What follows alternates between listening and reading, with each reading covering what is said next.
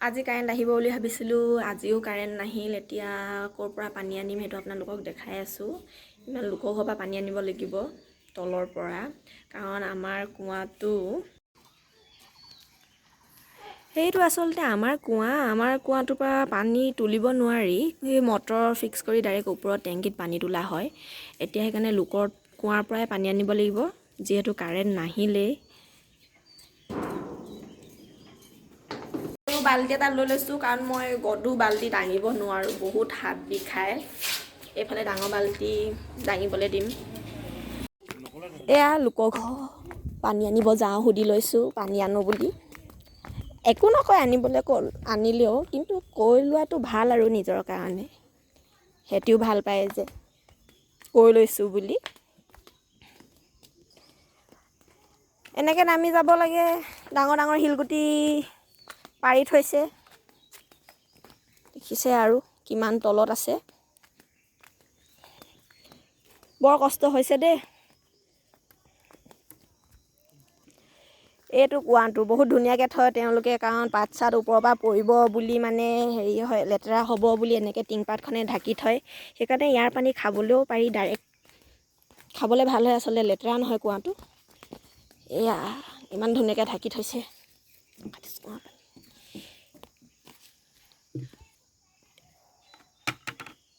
পূৰা চাফা পানী।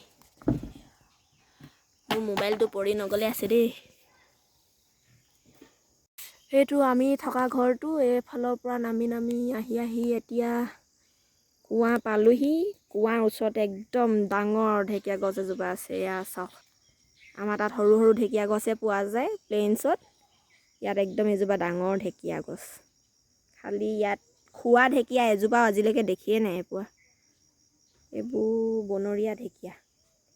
পানী লৈ লওঁ এতিয়া, গধূলি হৈ আহি আছে। এয়া গাহৰি পোহে, গাহৰি এয়া গাহৰি ঘৰ,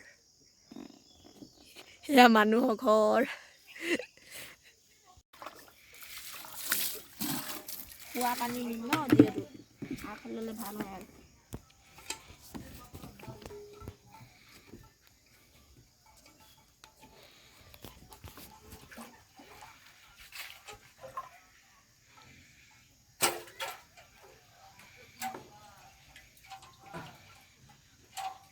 উঠিছে অ'।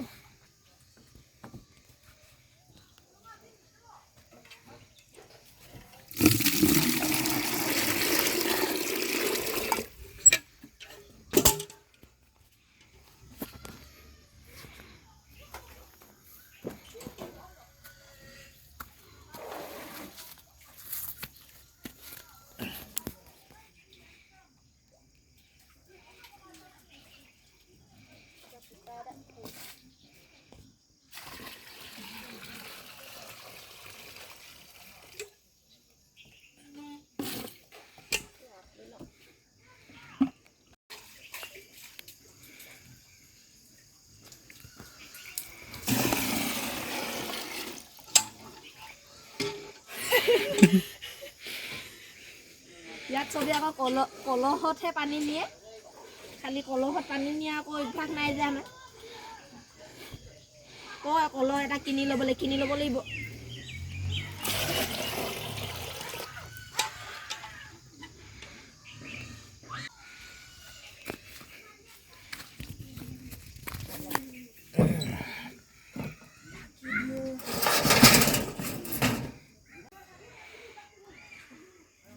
এইটো বাল্টি মই নোৱাৰোঁ দেই, মোৰ পোৱালি বাল্টি লৈ লৈছোঁ।